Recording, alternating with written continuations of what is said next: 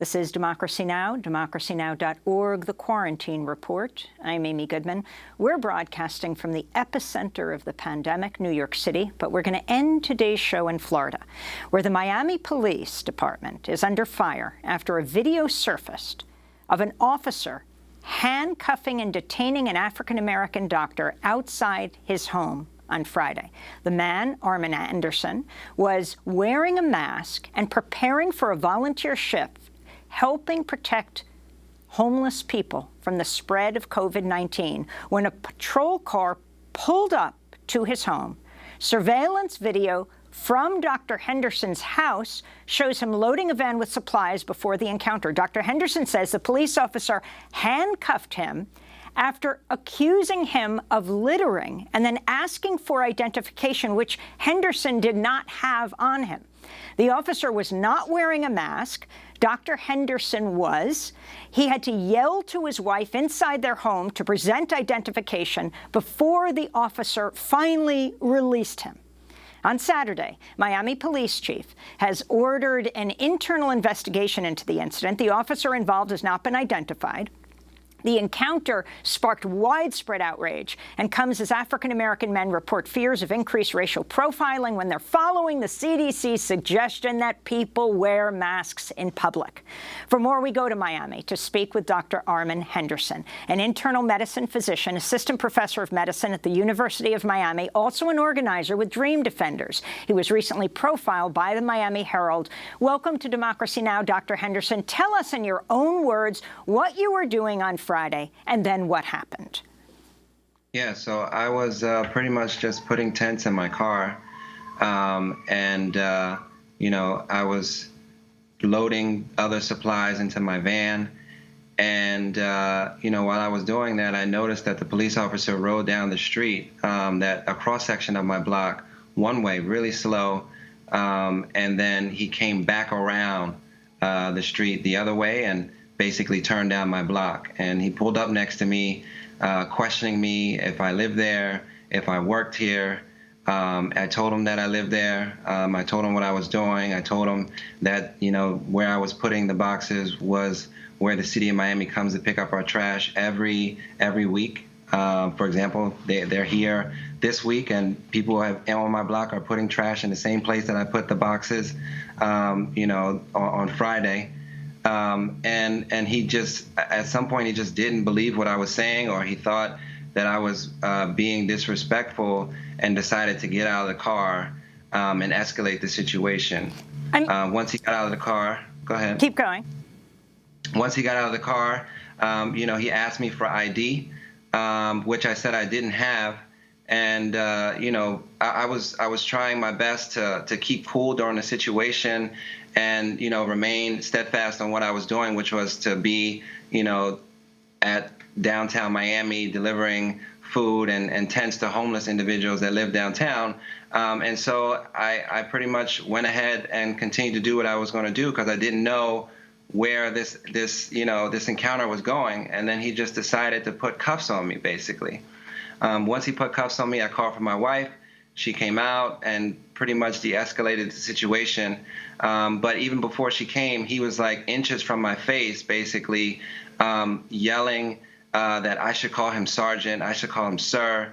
And with no mask on, he had no gloves on. I could feel his saliva on my lips. It was just a crazy encounter.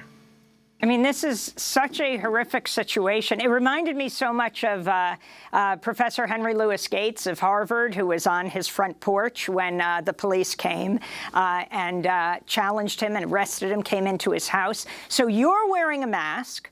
The police officer is not wearing a mask or gloves, and he then handcuffs you. What ultimately led him to release you? So, I mean, I pretty much, while he was in my face, I pretty much kept quiet, and I was just waiting for my wife to come, basically. Once she came outside, she basically, you know, asked why, you know, I was in handcuffs, and she said that we live here, and he said, well, I'm going to need to see some ID. Go get it for me. And so she went in the house, got her ID, showed him that we actually lived here, and at that point, he pretty much just let me go. I mean, this is astounding. Are you satisfied with the police department's response? And then, Dr. Henderson, if you can talk about, I mean, this is why the Miami Herald had profiled you before. I mean, a number of people have done pieces on you. You have been working with the homeless, giving all kinds of mutual aid, and also have been testing them for COVID-19. If you can talk about your work and then what you want of the Miami Police Department. Well, I mean, firstly, I want the officer held accountable. You know, it's no way that you racially profile me and then you arrest me, you detain me, and then during a pandemic where you have no mask on, where hundreds of police officers throughout Miami-Dade County have tested positive, and you're up in my face, spitting on my lips when we're supposed to be practicing social distancing. He just broke a number of protocols. And violated my rights. So firstly, I want him held accountable, and I want an apology as well. But outside of that, I think the bigger picture is that I was going to serve homeless individuals throughout Miami-Dade County that basically, the city has said, and cities across the United States have said the same thing, where we have to shelter in place, we have to socially distance.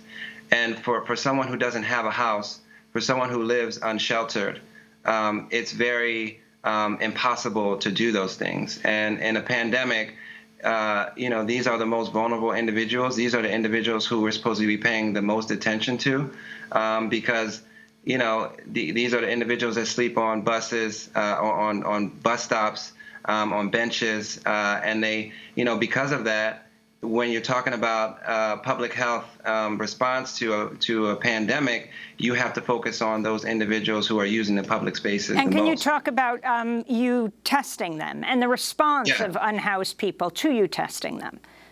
Right. So, it's been hard to get testing, if you're not a basketball player, if you're not a rich person. And so literally, we just been going out, and first of all, we did a survey of individuals to see what their symptoms are, and we identified people who needed to be tested. But then, because we are the epicenter of the epidemic, and this is the most vulnerable population, I just figured that we should be testing people at random as well, to sample population sizes to see how far this virus has spread already. And honestly, though, this is supposed to be the city and the county's job in doing this, in providing necessities and testing individuals that are in this vulnerable population. And I think it just speaks to the fact that that I even have to do this. It shouldn't be my job to volunteer out there to make sure that homeless individuals are cared for, especially in a pandemic. So at the surface, it feels like a feel-good story, but it's really not.